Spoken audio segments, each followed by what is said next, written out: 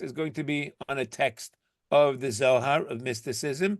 Okay, so we got a lot planned for the next couple of classes, and it'll make you, for sure, somewhat, maybe even more than somewhat familiar with what is Kabbalah and what are the concepts related to it. Hi, Sherry. Hi. You made it. Okay, you made it. Good for you. Okay. So what we're going to deal with over here is take out a pen and paper. You may have notes. You may have questions. You may have things you want to remember. Remember, on our WhatsApp group, I'm going to put on a recording of tonight's class so you can listen to it again, right? It's all recorded right now.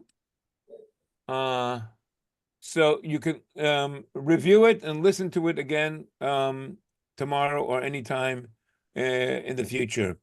Okay, so we're going to now welcome you all to the world of Kabbalah. You've heard that name a million times, that word a million times. It's a once-in-a-lifetime opportunity to now become a trained mystic by a teacher who was a professional at it. So let me ask you a question before we get into it. You can volunteer and answer or not answer, but at least we'll all get a feel of where we're all coming from. When we say the word Kabbalah, a lot of things come to mind to many different people. And it invokes fascination, interest, intrigue. Others avoid it because it's esoteric. It's a complex nature. Some associate Kabbalah with myth, with magic, red strings. Others link it to exclusive seminars that are in posh neighborhoods, the Kabbalah Center, for example. Many view it as the optimal way to climb the spiritual ladder and discover ultimate truths about God, the universe, and the human self. So, to some of you listening to tonight's class, what are your first impressions when you hear the word Kabbalah? Dr. Ira, let's see, what do you got to say? Ike. I would say the theoretical and spiritual basis for Jewish life. Wow, okay, that's deep. Who else has something else? Everybody is on a blank page? Nobody has any The mysticism of it. What does mysticism mean? Magic? Something that can't be explained.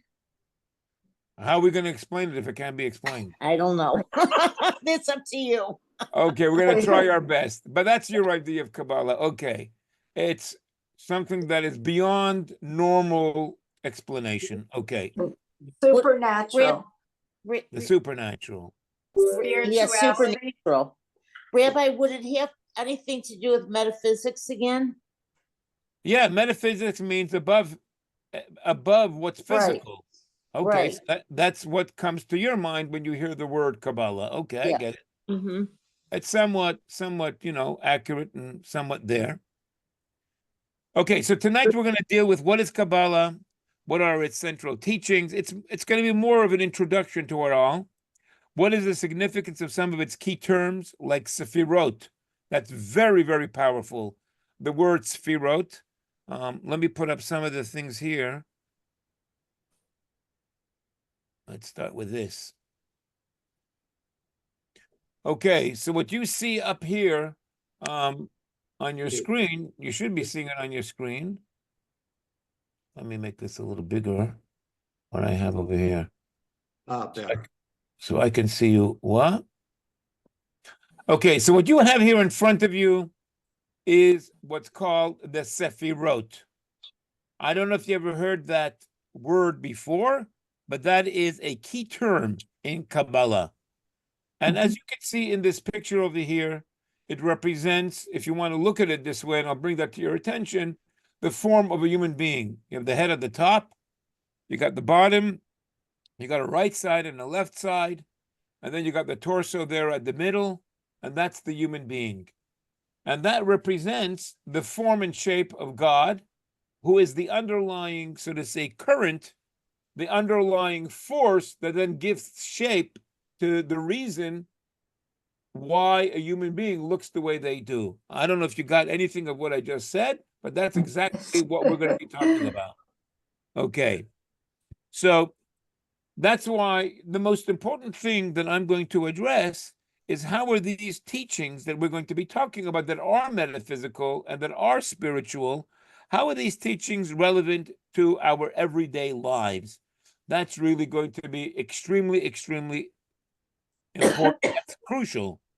So while the course is going to discuss a lot about the mystical, we also want to discover how these deep concepts can be translated and made relevant in our private, personal lives.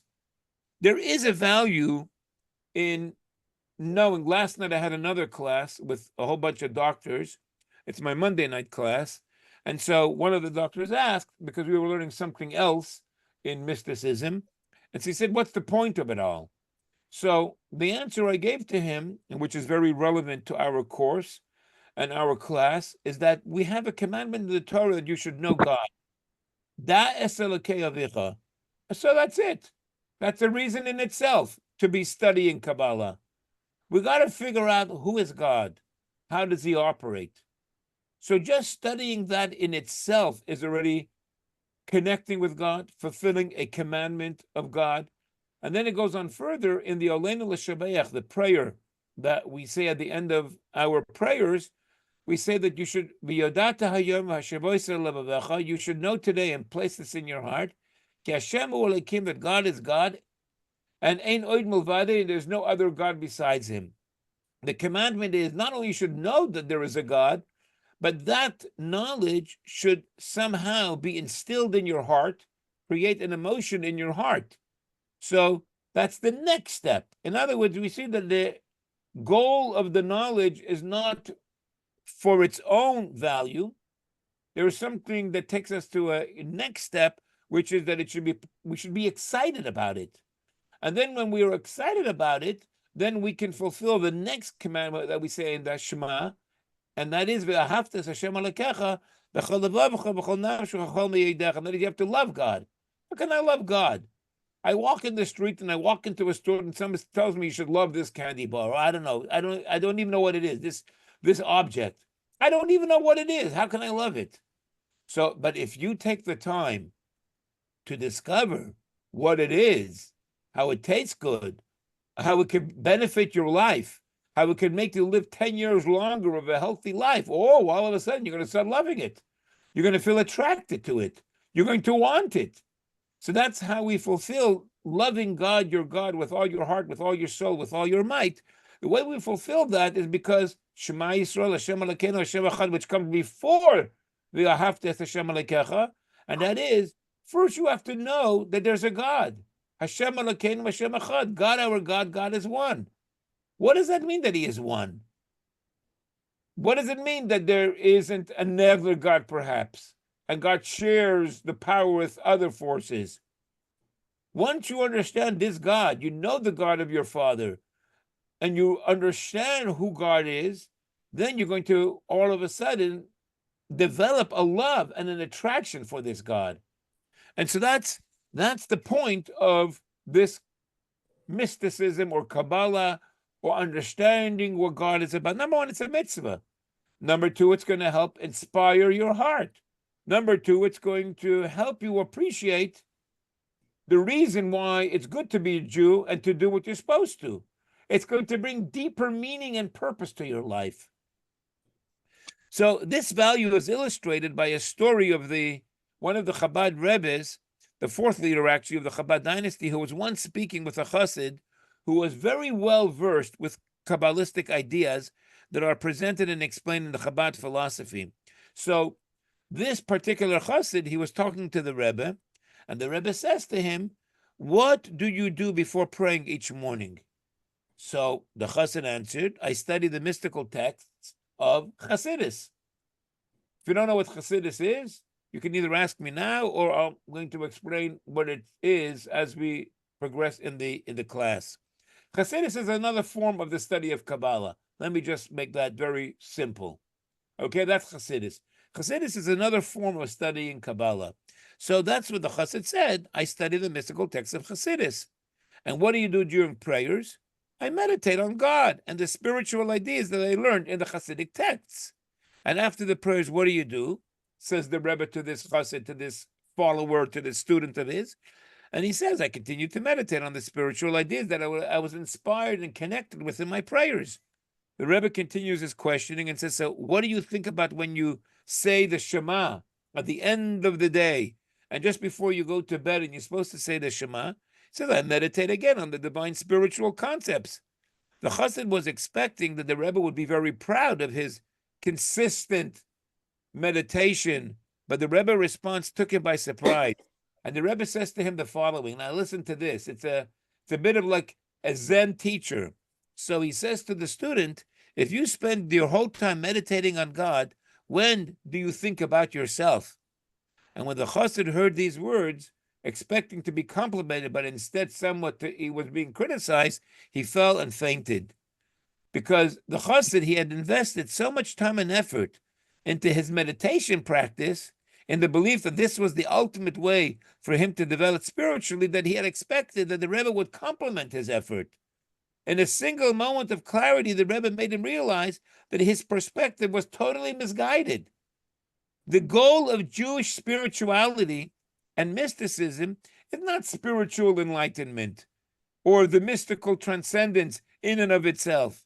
Like you have Buddhists, or you have these monks, or you have these other people who practice asceticism. They go up on the mountains and they don't get married and all that other stuff. It's to shift your perspective, to empower growth. Even the most abstract mystical insights, according to the Torah, have to affect our real life. And so that's a very, very important idea that we are going to deal with.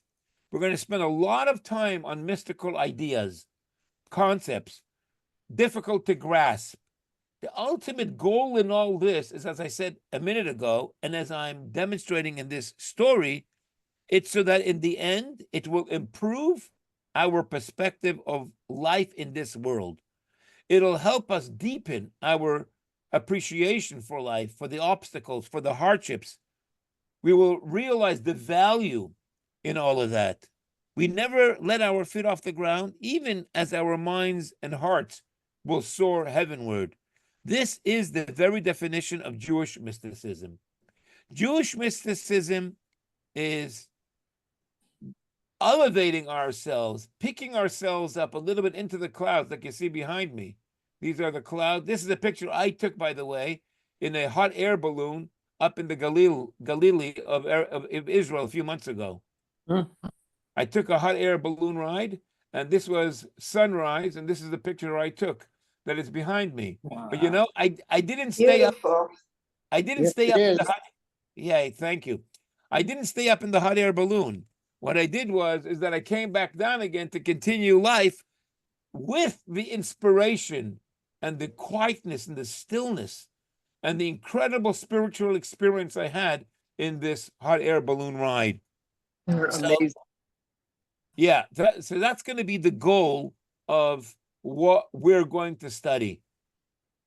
Everything is going to be about, in the end, what does it mean to me? How does it affect my day-to-day life? What change in my perspective will I have about life, about myself? So let me first quote to you a quote that comes from a great mystic. There's a lot yet. Hold on to your pants, as they say, or your skirts, because there's a lot of information I'm going to be packing in here right now and tonight. Okay, and if, like I said, if there's any real question you want to ask, raise your hand and ask the question. That's going to be the format of our class.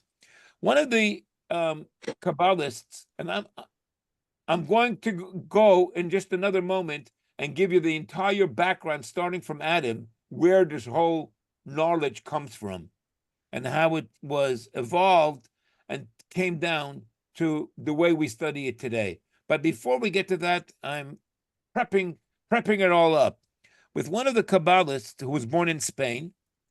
Many of the modern day Kabbalists that we study and that taught us Kabbalah were in Spain. And I'm going to tell you soon the reason. His name was Rabbi Meir ibn Gabbai, and he emigrated during the 1492 expulsion from Spain and settled in Egypt. And he authored a lot of books that elucidates the many mystical concepts which have become Kabbalistic classics. And this is what he writes. He says like this in one of his books: a mortal is a mirror for the supernal reality. Now, realize, until he tells us this, nobody really understood this matter. Torah was just a bunch of rules and laws. But here, this Kabbalist, in other words, this doctor, this spiritual doctor who sees deeper than what meets the eye, than the stories that the Bible tells us, he's revealing to us a concept that is novel to the Jewish people. And this is what he says: a mortal is a mirror for the supernal reality. All that exists in both higher and lower realms is present in microcosmic form within the human. This is the deeper significance of the Torah statement that the human was created in the divine image. And this is why we say, "For my flesh I envision God." These are two different verses, one in Genesis and one in Job. In Genesis, it says that we are created in the image of God. What does that mean? Now, on a very literal level, the way it's understood is that just like God has a mind, God created a person to have a mind and to have free choice, something nothing else in the world has. Trees don't have a mind. Animals don't have an independent mind, that they have an awareness of themselves. Stones don't have a mind. But God created a human being in his image, just like he has intelligence and he has wisdom and he makes choices. So also we were created with that ability. That's the literal way it's understood, that God created us in his image. Comes this Kabbalist, and he's getting a little bit more nitty-gritty. And he's saying it's not just a general description of a human being that is similar to God in a general way. No, a mortal is a mirror for the supernal reality. Ki ha'adam dugma elyoina, whoever understands Hebrew. Every little detail of us is a mirror of an underlying truth that is spiritual. When Job says, "For my flesh I envision God," in a literal sense, it's very far the two kind of concepts. Yeah, when I look at my body, I understand it had to be a creator. When I understand that there's 100 trillion cells in my body, and each cell is a veritable factory. It's literally a factory. It's a high-tech factory, every single cell. And there's 100 trillion of them. And they all work in harmony with each other. Man, this got to be a wise creator that made that. This is the literal understanding of what Job is saying.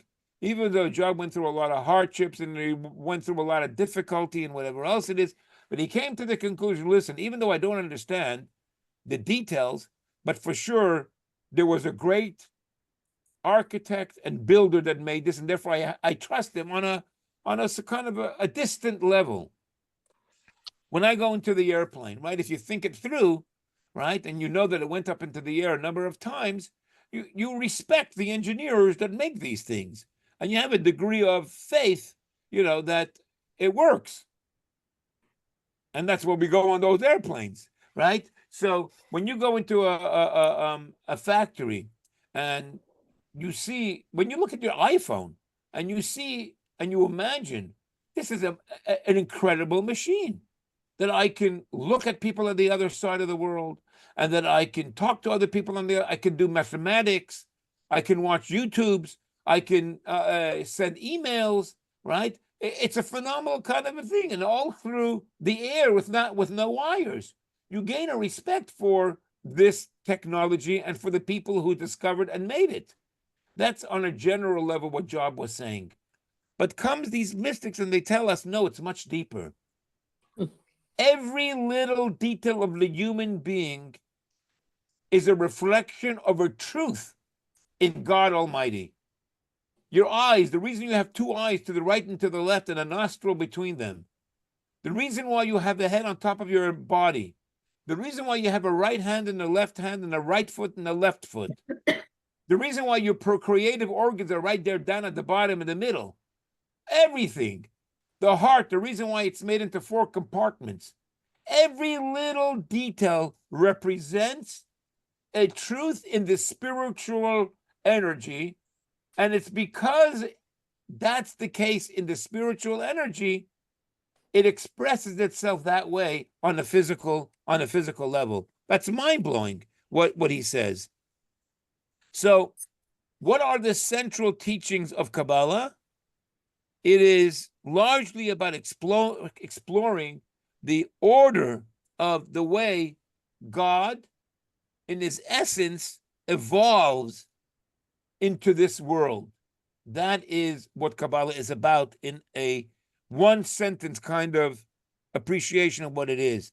To understand how it operates, just as a computer scientist studies the inner working of a computer, and a biologist looks at the human genome, Kabbalah is understanding God as the underlying energy that appears as the waves that you see on the surface. And this explains the diagram that you see on your screen, right? They are intended to help you and me, aspiring Kabbalists, right? That's what we are. We want to understand the hierarchy of how all of this operates. It's esoteric, it's complex, but that's what we are going to understand. And so before I get into the specific details of how this wisdom is brought down to us, let me share with you a statement that was said by Rabbi Shneur Zalman of Liadi, the founder of the Chabad movement. And he lived between the years of 1745 and 1812. He passed away as he was running away from Napoleon. Napoleon was entering Russia, and that's where he had his big downfall. But until then, he entered in through what was Belar Russia, White Russia, and that's like moving your way into Moscow. That's where the city of Lubavitch and where the Alter Rebbe and the Chabad movement started out. So he was running away. He didn't want to get caught up in the forces of Napoleon. And there's a lot of stories. Come to Shabbos here to the shul, and we'll tell you more about it. That Napoleon knew of the Alter Rebbe, and the Alter Rebbe knew of the Napoleon on a personal level, and Napoleon wanted to conquer the Alter Rebbe, and the Alter Rebbe was on the run to avoid that from happening. But anyway, the Alter Rebbe authored the Holy Book of the Tanya. When Rabbi Levi Yitzchak of Barditchev, a very, very great mystic and great rabbi, saw this little book, he said, it's amazing that a great God could fit into such a small little book. The works of the Tanya describe God in such an amazing way and in such an accurate way. The Rabbi Yitzchak of Barditchev said it's amazing that such a great God, an infinite God, right, a God that can't be understood, that is beyond human comprehension, but to the degree that we're able to relate to it, it's amazing that the Alter was able to put that great God in such a small little book. So this Alter Rebbe, he writes like this: the saintly Rabbi Yisrael Baal Shem Tov taught that when studying the works of Kabbalah, we must be careful not to perceive the Kabbalistic ideas as literal, physical concepts. And that's something that's going to be hard for us to sort of say, separate from our usual human way of visualizing something according to our normal way of relating to the world around us, right? When you need to understand concepts, it's very hard to understand these concepts on an esoteric level. So the entire way in which God as an essence created this physical world in Hebrew it's called Seder Hishtalshelus. You know, let me do this. Let me do this. For a minute, let me do this, okay?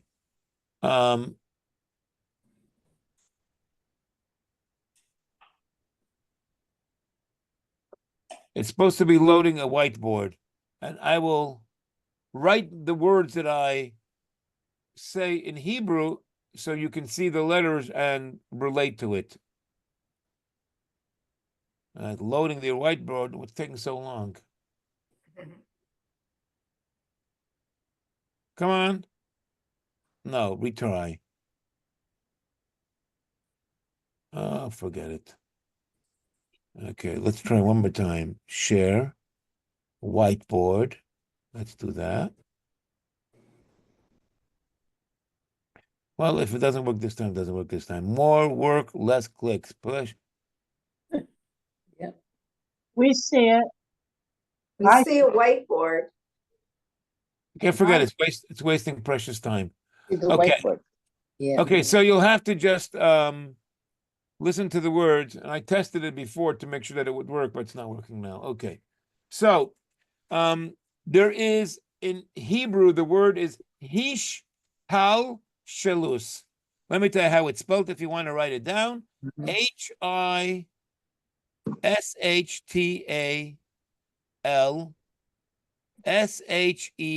SHELUS.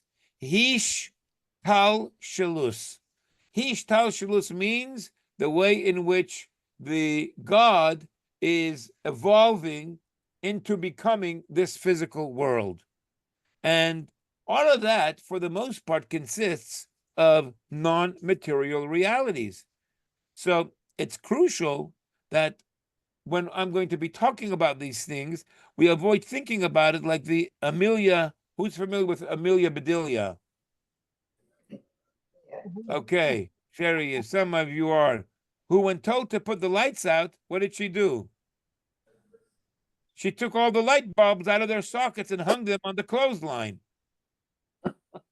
Okay, no, that's not what you want to do when we are talking about these esoteric spiritual ideas. This point is highlighted where another very, very great mystic, he said, I will draw a physical drawing from which you will understand the matter in a spiritual sense, but don't connect the physical imagery with the spiritual reality.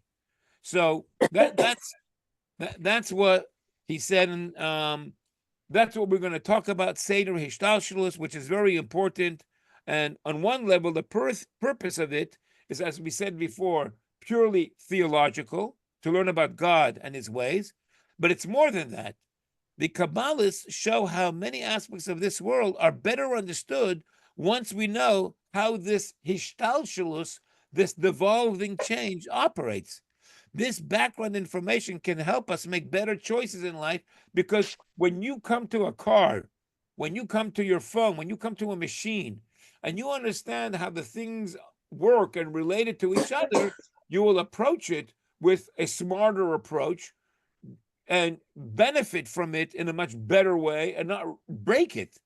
This background information can help us make better choices in life.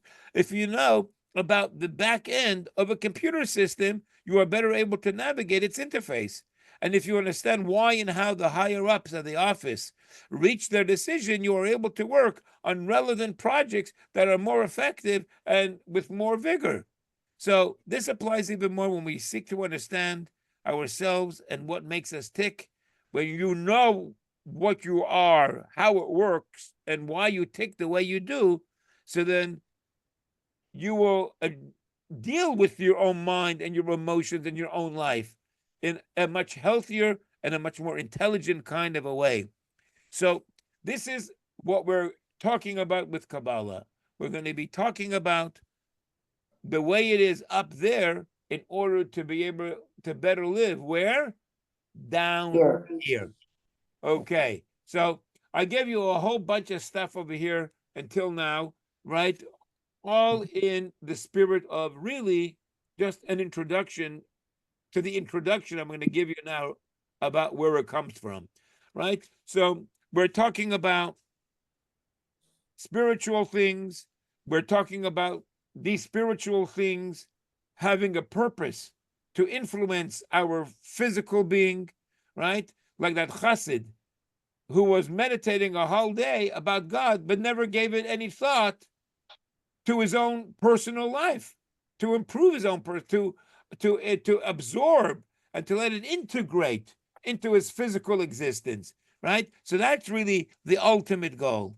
We talked about the importance of looking at the world in such a way, knowing that when you look at, for example, the waves and the ripples, or let me just get to human beings. When you see a person smile, if you understand, or a person crying, if you understand the psychology that goes on internally, so then it's a lot more meaningful looking at another human being crying or smiling when you understand this is only on the surface, but this is an indication of something that's going on internally, which is actually a lot more important and is the reason why they're expressing their face in the way that they are. So you will be a lot more better off understanding that idea. And the same thing is also with the world, right? This is what Rabbi Meir Ibn Gabbai told us. You should know human beings are a mirror of God. The world, the universe, in its details, in every little detail, whether it's Iran, whether it's the presidential debates, whether it's whatever it is, everything that happens cannot happen without the 100% underlying energy of spirituality causing what you see on the outside. Just like if I were to tell you right now, whatever you see on the face of a person is entirely due to the thought process and the emotions that are going inside a person. Now, some people are sincere and honest, some people are liars, but it doesn't matter. What you see on their face is the results of what's going on inside them. So if they're deceiving you and putting on a fake smile, it's a fake smile, which comes as a result of them being deceptive. And if it's a real smile, they're authentic, people of integrity, then it's because they're happy. Either way, what you're seeing on the outside is entirely 100% due to the fact of what's going on inside themselves. And that's what Rabbi Meir Ibn Gabbai was bringing to our attention. And so then we were talking about also that all of these things, right, is, although they're very spiritual, we got to be very careful. It's called to anthropomorphize. We got to be very careful not to, or to separate the concepts that are beyond the concrete and materialistic world and give space for that broadening and that widening of the ideas that we're going to talk about. That was what the Alter Rebbe was reminding us. Be careful not to perceive the Kabbalistic ideas as literal and as physical. So where does Kabbalah come from, right? What is the origins of where does it come from? So let me take you through just a little bit of some history, and then I guess I'll touch upon what we're going to be spending, I guess, the next 4 classes on. Okay. Until now, anybody have any questions or anything that you want to add or ask about? Or am I like blowing your mind away and like, this is way too much, we got to like, internalize this, and what in the world is this guy talking about? Okay, who has a question? Let's leave it to questions. Any questions? Rabbi? Yes, Molly. Molly? Hi. We don't have to answer it now, but I mean, just because it's gonna go over, but do you personally, or even other people, when you see a person and you deal with a person, can you tell intuitively if he or she lies to you or deceiving you? People are better off at that or not. I don't think that's so much connected to mysticism and spirituality. I think it's a sense that people pick up and can sometimes develop, and and also it has to do with some people are better liars and some people are not such good liars.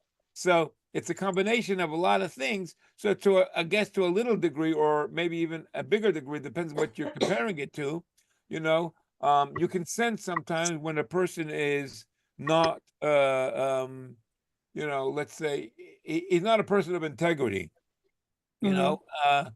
sometimes it comes from experience with the person, past history. Sometimes it comes just, you have a sense that this guy is just exaggerating too much, or, you can't believe this individual. But I don't think that has anything to do, for the most part, I don't think it has anything to do with Kabbalah or mysticism or things of that sort. You can tell when people are more refined or not.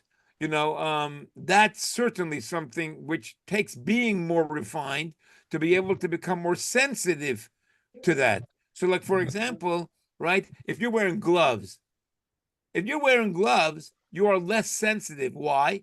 Because you are covered over your nerves. You are covered over your nerves with gloves. So your nerves, your nerve endings, right, is covered and coarsened by the fact that you're wearing gloves. But if you take off your gloves, or you have thinner gloves, right, and you allow for your natural ability to be sensitive, then you'll feel whatever you're supposed to a lot more. And the same thing is also in general. A person who is more refined can feel people who are more refined or less refined. And that comes because a person is more spiritual. When a person is more spiritual, and we'll get into this in classes, God willing, in the future, right? When a person, how do you become more spiritual? Is a person more spiritual just because they feel woo-woo and they enjoy music? Is that the definition of real spirituality, at least in the Jewish mystical Kabbalistic sense, or not? So let's see in the next couple of classes if we finally get to that point, right? If a person truly wants to be spiritual, how could they become more? And what does spiritual mean anyway? Okay, so that's a whole different other discussion or topic. So let me get a little bit then to where does the wisdom of mysticism come from? Okay, so here's the first thing. Who was it that asked me? On another class, I think it was Yocheved, right? Okay, Yocheved, that's Eleanor with her grandson over there, right? She asked me on another class that we have Journeys of the Soul, right? Where is mysticism somewhat related to the Torah? And the answer is everything about a Jew has to be related to the Torah. If it's not, it's hogwash. It's not within our identity as Jewish people. What does it mean to be a Jew? Okay, we're not going to get into the depth and details of that, but in one sentence type of descriptions. What it means to be a Jew is to be chosen by God to be his people. That's what it means to be a Jew. We were chosen by God to be his people. We entered into a covenant and into an agreement with God when God gave us the Torah. That's the story, and I'm sticking to it, right? That's the story that the Bible tells us. That's the story of 3,300 years. That's the story that's been passed down from father to child for 3,300 in an unbroken chain of hundreds and thousands of people throughout these thousands of years, 3,300 years. Anytime you find any kind of book that records the Torah, it's precisely the exact same thing. Let me contrast that to the New Testament. The New Testament has over 250,000 inconsistencies and contradictions. There is no original New Testament. There doesn't exist any New Testament that is the reference book for the New Testament. Now that's why you understand there's so many inconsistencies and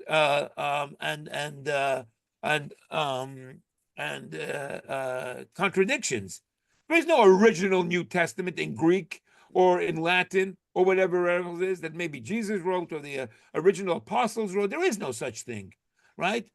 Compare that to the Torah, we have the original book that the Jewish people held on to and recorded since the time that it was recorded.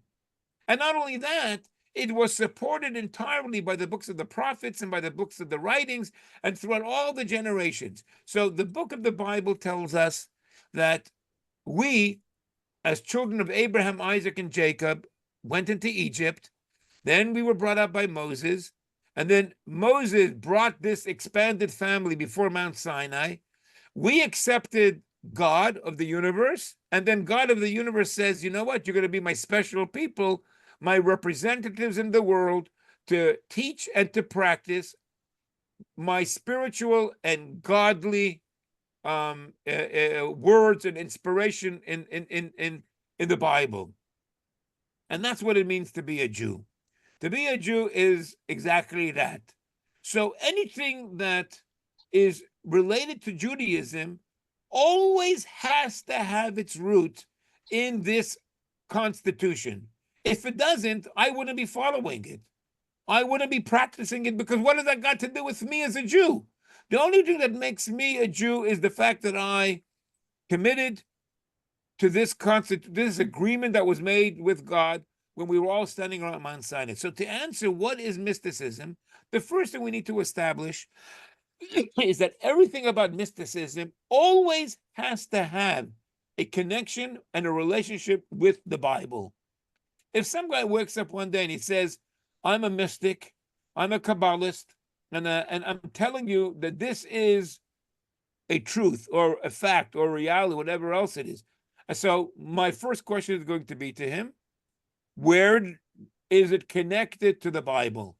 What is the source of where does this idea and concept derive out of the Bible? If he cannot, or even she, because we had a bunch of men prophets, and there were 7 prophetesses. There was way more.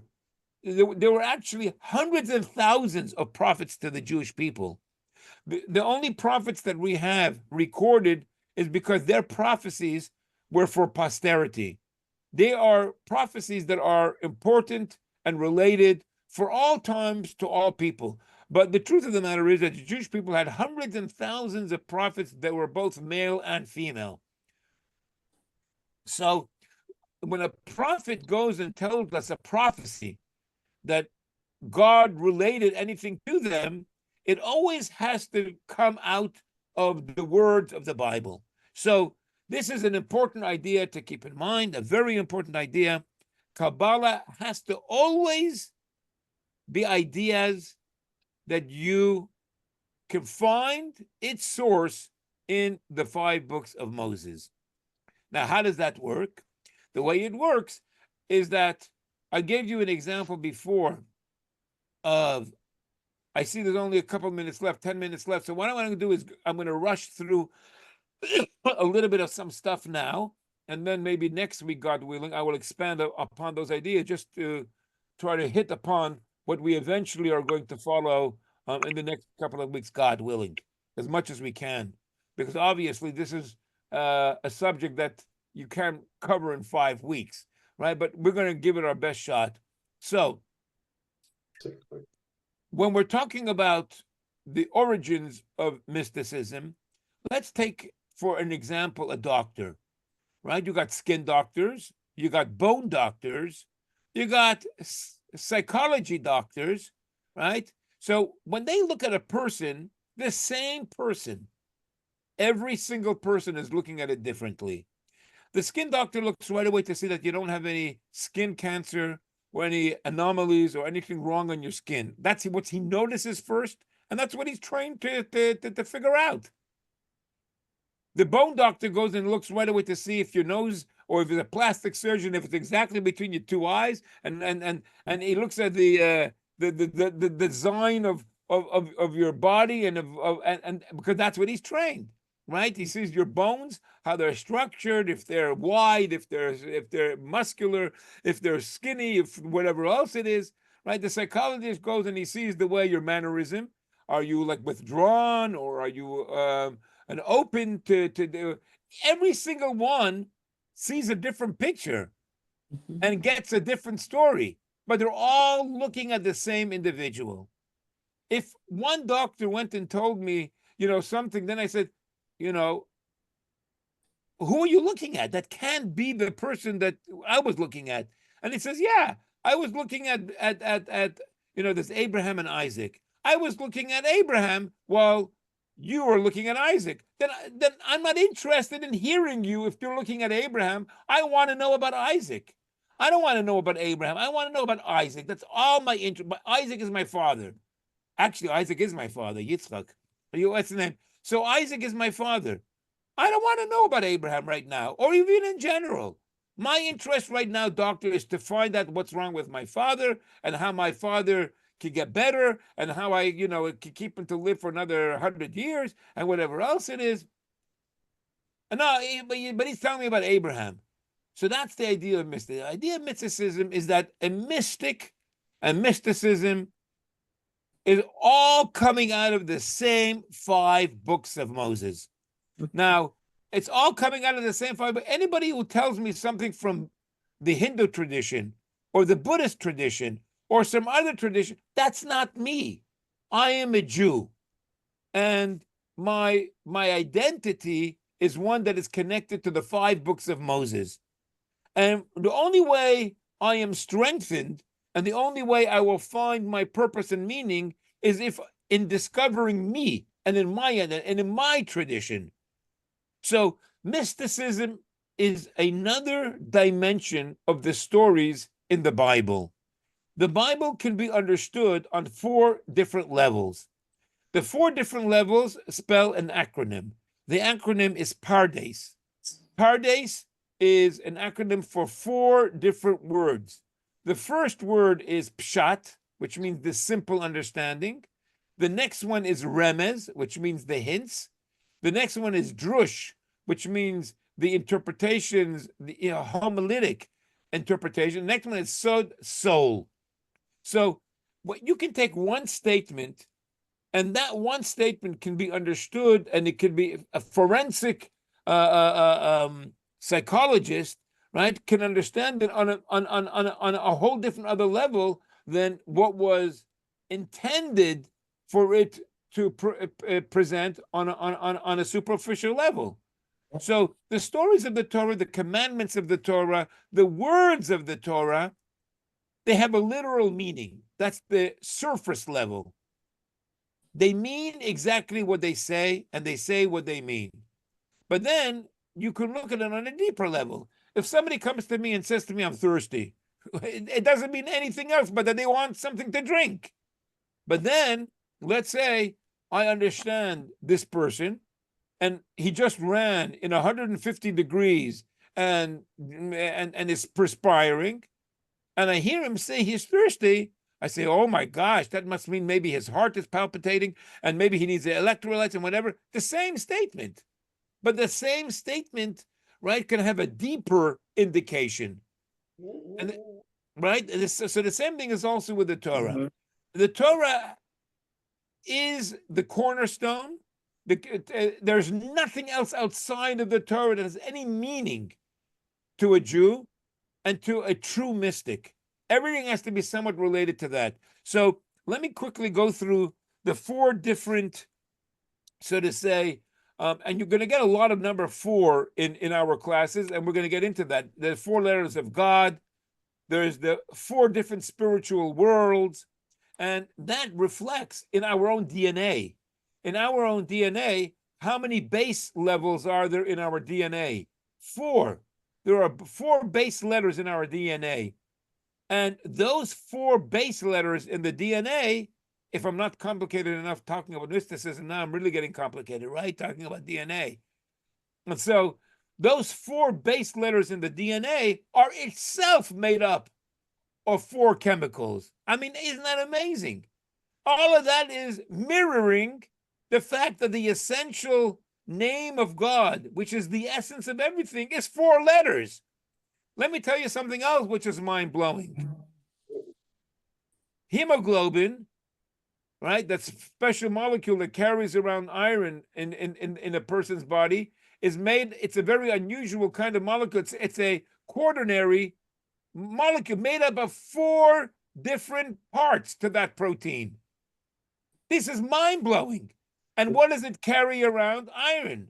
Iron is what number on the periodic table? 26. The 4 letters of God's name, the numerical value. I'm throwing in this quickly. I know it's a lot of stuff, but I'm throwing it in quickly, right? So God's name, the numerical value of God's name comes out to 26.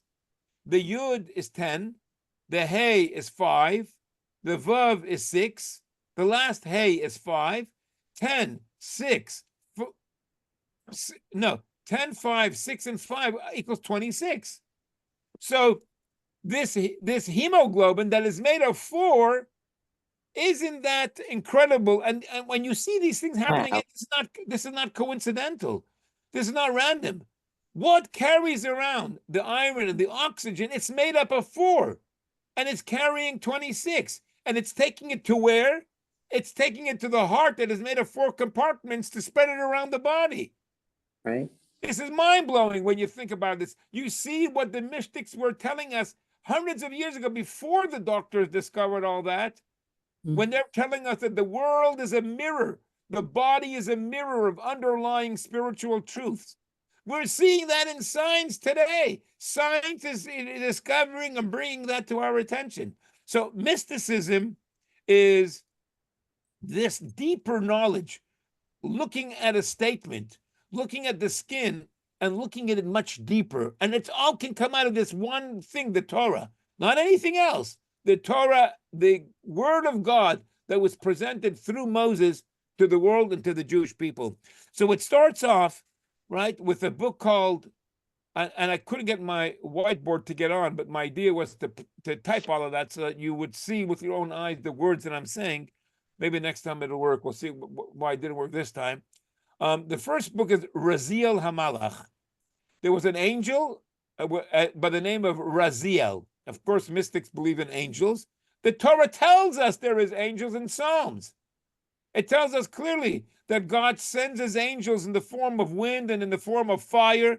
So these are clear words in the Bible and in the Psalms, right? When it talks about Jacob sending angels to go, the actual word is malach. Well, on a simple level, it's talking about messengers. But the mystics tell us, no, it's much deeper than that. He sent actual angels, right? So there was 4 different evolutions for this mysticism that was revealed to the world.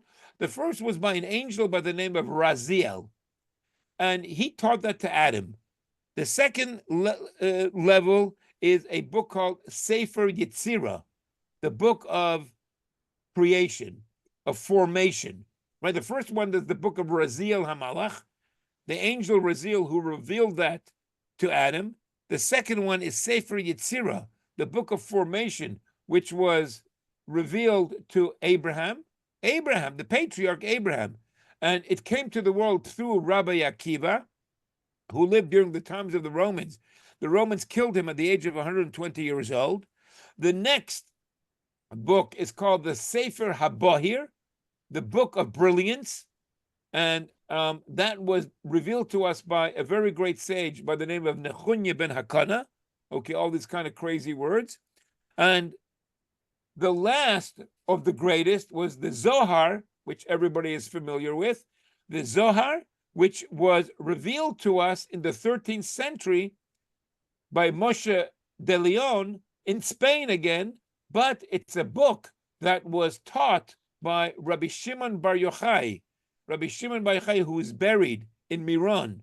The 2 most visited places in Israel is the Western Wall and the burial place of Rabbi Shimon Bar Yochai in Miron. And he is the author, together with his son, Rabbi Elazar, of the Zohar, the book of also of Radiance, of brilliance. So those are like the 4 basic texts that teach us this spiritual energy and the 10 different, what I showed you before, the picture, and the way God decided to create the world. This is this is the way that knowledge came from God to Adam, through Abraham, through Rabbi Akiva, through Rabbi Shimon Bar Yochai, and through this other rabbi, Nechunya ben Hakana. Let me just bring this up quickly. It's 8:03, and then if anybody has a question, whatever, we'll ask. I'm going to show you over here right now something which is going to be our text that we are going to study together. Hopefully, we get to it next class. This is going to be a very, very special text. Hold on, share. Hopefully, this comes up. Screens. Okay, it should come up. Okay.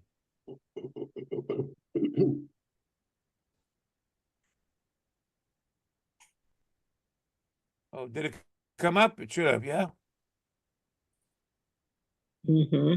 It's Is it coming up? Yeah.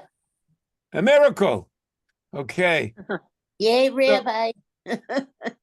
Okay. This very, very special prayer is a powerful, powerful prayer that what's written about it is that the majority of all the body of godly wisdom is related to us. That's the way a very, very great mystic that was in Tzfas in the 1500s, right, that is buried there next to Rabbi Yitzchak Luria, another of the great mystics.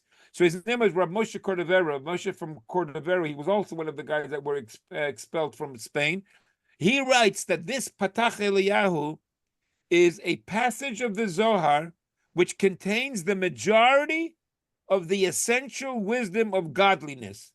It contains within itself the essence of God's oneness. When a person says this, it is a very special strength to have his prayers received. This is something very important to elevate souls. This is something which refines the holy sparks. I'm going through this very quickly. This is something, when a person is bored, he should say it. This is something which will open up any heart in its study of spirituality. So this is a very, very powerful passage of the Zohar, that last stage that I told you about, the evolution of the teachings of mysticism.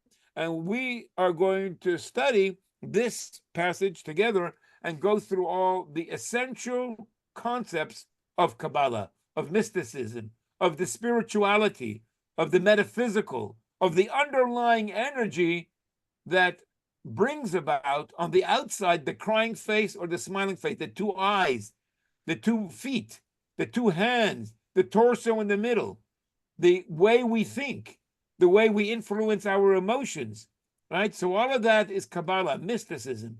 And the majority of that is in this very special prayer that was meditation that was taught by Elijah to Rabbi Shimon Bar Yochai, who is the author of this book called the Zohar. Okay, man, I packed in, I think, a tremendous amount of information in tonight's class. I don't know if it was too much, but if anybody has a comment or a question before we call it quits for tonight, here's your chance. Any questions? Yes, I have a question. Okay. Where are you? My question is, are you going to be giving out any handouts or anything that we could have that we could follow along? Okay, so for this thing over here, what I can do is I will put up on the WhatsApp a link, and if you want, you can print it yourself, or you can watch and follow it on your own computer. But I will have it up just as you can see it right now. You see how we're going to be going through this on your screen, so you're going to be following it, in a way that you can see and, so to say, connect with it. I wanted to do that on the whiteboard as far as the other names and words that I was using. Some reason it didn't work, but that's in answer to your question. So, Can you- so will we be able to print that out? You can print it, of course. I will put up on our WhatsApp chat the link for this page, and if you want, Okay. you can look at it before the class or follow it during the class. And yeah, and this is what we're going to use to follow and to Great. study what Kabbalah and the essentials are all about. Okay, thank you, Rabbi. Anybody have any other questions or anything like that? Nothing at all after all that study? Okay, hold on a minute. This is not okay. The whiteboard is not going on for some reason. I don't know why. Okay, well, I guess I either, overwhelmed everybody and everybody's impressed, or I went over your heads and I completely, I missed the mark. So I don't know which one it is, but I think it's one of the two. I think it's a lot for me to absorb right now, and I just Yeah. want to go over it again and rehash it. It kind of makes sense to me, and I appreciate it. And I just want to look at it again. Okay, so there's going to be a recording of tonight's class, right? You're going to be able to follow it, and if there's any questions that you have, that's what the WhatsApp group is for. Okay. Okay, thank you. Have a good night, everybody. You Nice seeing too. you all. Rabbi, Bye. Next week again. Okay. Good night. Good night. good night.